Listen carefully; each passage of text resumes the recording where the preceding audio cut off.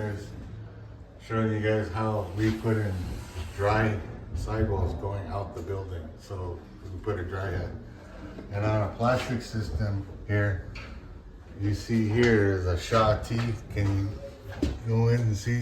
There's a what we call a Shaw T. It's got a metal thread in there, female thread, brass. That's where the dry sidewall will screw into.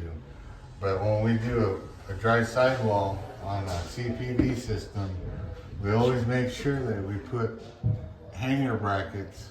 If you come over here, we put 2 straps on each side of the T, and that's super important that you put those in there, because every year when they have, every 10 years when they have to, if they have to replace the dry sidewall, this thing won't twist while they're wrenching that dry sidewall out. So you need to make sure you always strap these.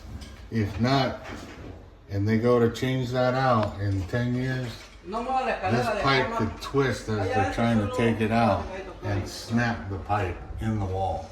So that's why we come in and put these hangers in. It's very important to do that. A lot of guys don't do that. They just put one strap and call it good. That's why we do the Shaw T with a cap and extension, so we can strap on each side of the T. Super important to do it that way. And then you won't ever have that situation in the future when dry heads have to be replaced. I believe every 10 years you have to have it tested or replaced. So just a little note. Thank you guys.